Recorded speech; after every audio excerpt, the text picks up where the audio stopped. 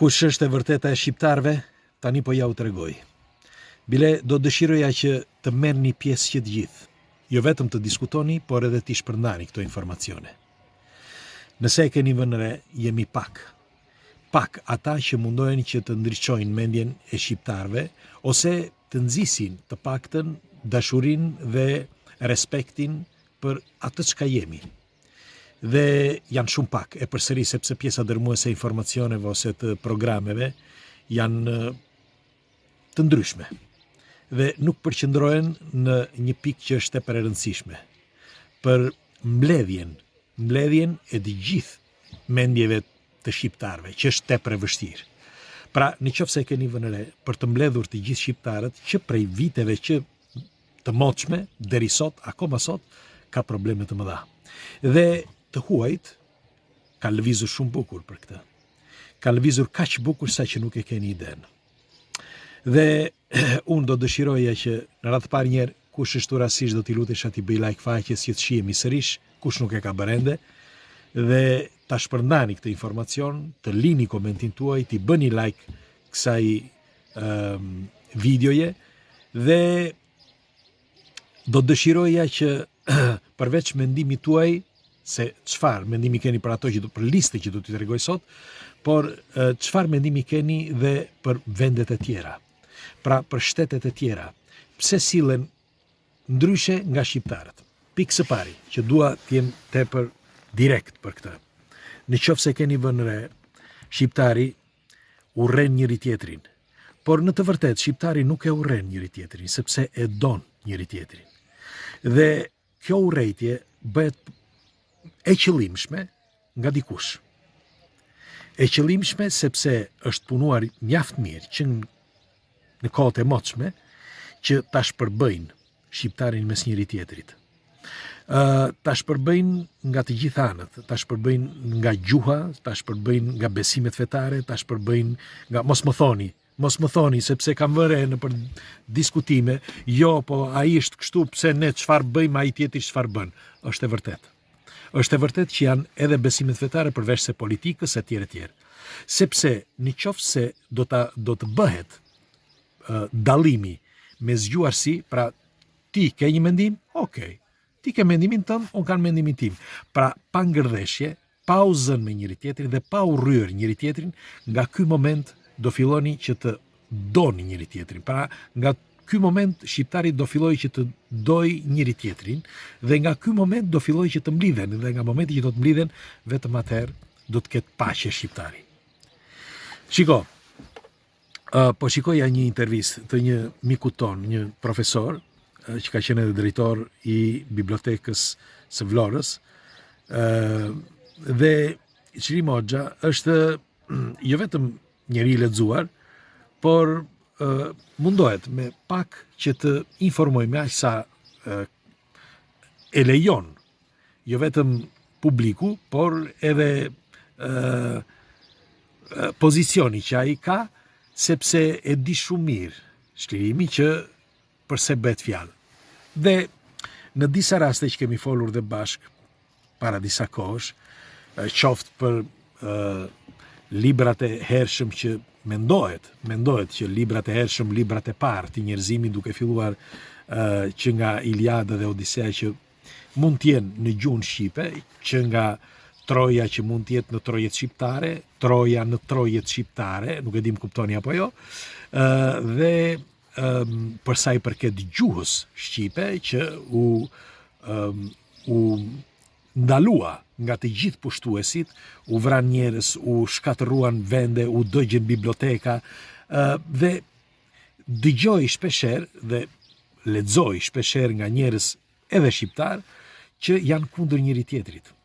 Hipotezat, duhet të dini diçka tepër të rëndësishme, hipotezat janë në të gjitha, ekzistojnë në të gjitha vendet, në të gjitha trojet, në të gjitha shtetet. Dhe të thuash një hipotezë nuk është krim.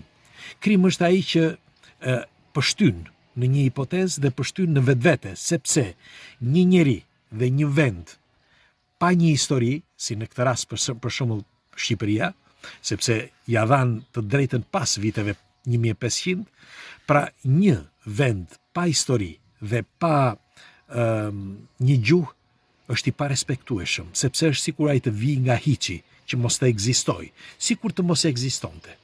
Dhe kjo gjë është, e përsëris edhe një herë, është bërë e qëllimshme. Po ti vini re, të shkoni pas në histori dhe të shikoni të gjitha shtetet, të gjitha vendet që kanë pushtuar Shqipërinë, se cili bëri të vetën, se cili bëri për veten e tij, nuk e bëri për Shqipërinë. Absolutisht jo. Tani, pse është i rëndësishëm ky argument që po ju flas tani? Dhe pse ju thash që në fillim sa po e hapa këtë diskutim që duhet që të diskutojnë të gjithë dhe të gjithë duhet t'japin mendimin. Sepse një zë i vetëm, ose 5 veta, ose 10 veta nuk mund të bëjnë dot asgjë. Të gjithë së bashku diçka bëhet. Pra, një njeri i vetëm asgjë nuk bën. E di, jam koshient që trysnit janë të forta, sepse edhe pse dikush e mendon dhe thot po, ka të drejtë Nadiri, prap nesër i ndryshon mendimi, sepse ka dikush tjetër që atje, qoftë për besime politike, fetare, gjeografike, kulturore, artistike, apo ku ta di unë, për këto qëllime dhe për një, ndoshta edhe për një bakshish që i japin, ai ndryshon mendim. Pra, ndryshon mendim dhe duke filluar nga ky moment, ka humbur jo vetëm gjithë vendi, po ka humbur ai personalisht, sepse ka humbur dinjitetin e tij, ka humbur respektin e tij, por ka humbur edhe të ardhmen, sepse e ardhmja e vendos edhe një njeri i vetëm. Të ardhmen e njeriut, pra jo vetëm të atij, edhe të familjes së tij, por edhe të shoqërisë e vendos edhe një njeri i vetëm. Pse? Sepse vetëm me një fjalë e vendos. Një fjalë e vetme mund të ndryshojë çdo gjë. Një fjalë e thënë ajo në mënyrë të ndryshme, ndryshon nga ai që ke përballë dhe nga çfarë ti po e thua dhe si po e thua. Pra, që të duash gjuhën tënde, të duash vendin tënd, është në radhë të parë një virtyt dhe është një respekt personal. Pastaj edhe shoqëror, sepse është familjar dhe pastaj shoqëror. Sepse do ti apo nuk do preki ty personalisht, do preki familjen tënde personalisht dhe të gjithë vendin. Pse? E thjesht.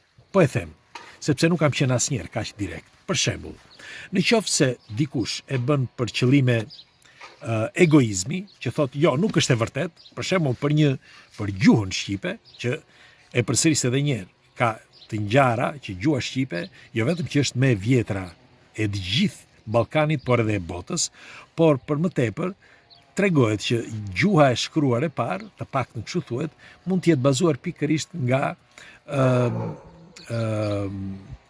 ata që jetonin nëpër guva, pra nga njerëzit kaçak, nga njerëzit që jetonin nëpër male.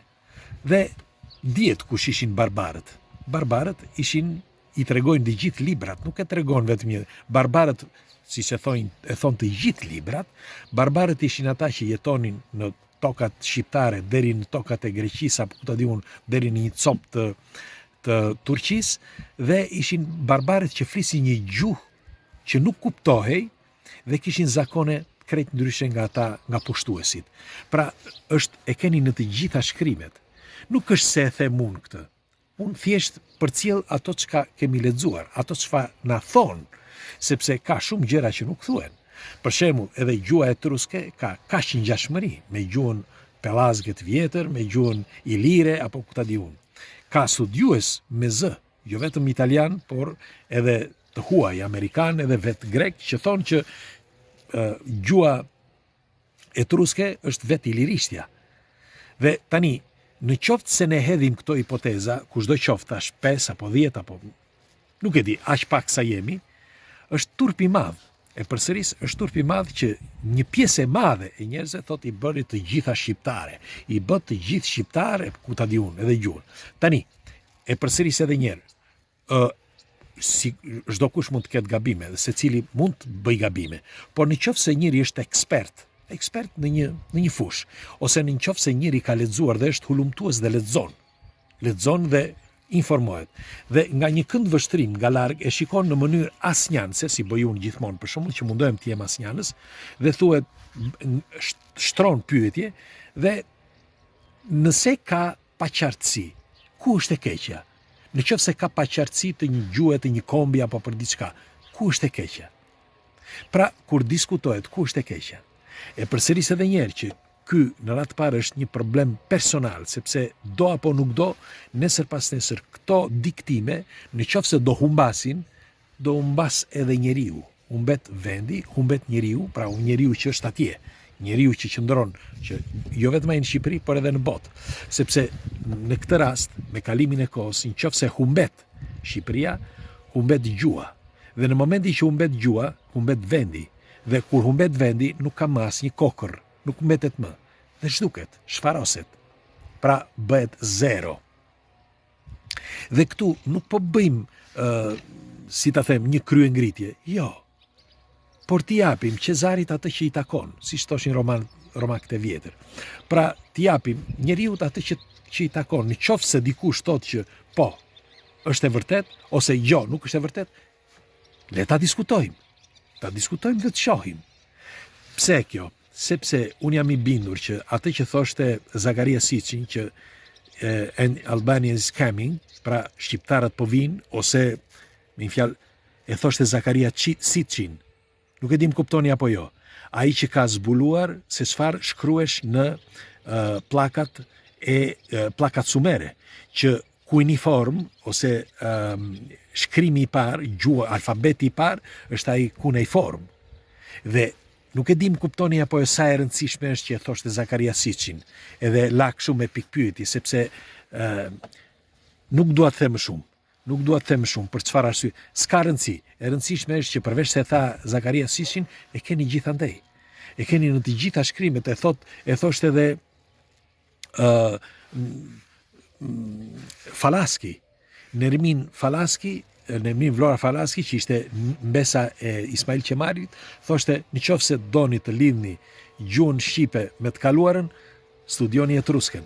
Studioni gjuhën etruske se e keni, ajo është gjuha.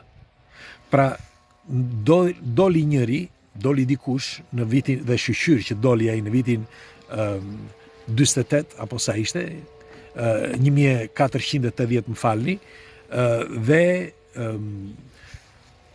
u vendos që pastaj pas vitit 1500 të formohesh gjuha, pra gjuha shqipe, dhe kështu me kalimin e kohës u munduan pastaj që të formoni një gjuhë që e bën lëmsh edhe atë gjuhën. Sepse të gjitha vendet, të gjithë pushtuesit kishin luftuar rënd për të sunduar vendin, pra Shqipërinë, por për më tepër për ta shpërbër, qoftë nga të gjitha anët, dhe e ndaluan gjuhën, ndaluan shkrimin dhe këndimin, ndaluan që të flisin njerëzit, ashtu si ndalonin edhe në Greqi apo ku ta diun apo në Turqi, që thoshin mos flisni shqip. Pra vetë shteti, sepse nuk e di pse. Pra përveç Zakaria Sitchin, apo Nermin Vlora Falaski, apo ndoshta edhe Nostradamus fliste për shqiptarët. Kur të vi momenti shqiptarëve, ata do të dinë se si do të rindërtojnë edhe njerë këtë botë. Pra, çfarë duhet të thoshin këta njerëz, kaq të rëndësishëm, që ne bazohemi në këto informacionet e tyre? Pse nuk i marrin për bazë? Pikërisht pra sepse ka diçka të madhe që fshihet aty pas, dhe askush nuk na i thot. Kështu që unë mendoj që secili duhet të jap kontributin e tij, dhe ju, duke shpërndar këto informacione, duke dhënë mendimin tuaj, duke ngritur zërin dhe duke diskutuar së bashku. Kështu, nga ky moment, respektoni veten, respektoni familjen, mbi të gjitha, gjithë vendin. Pres komentet tuaja. Kalofshi bukur.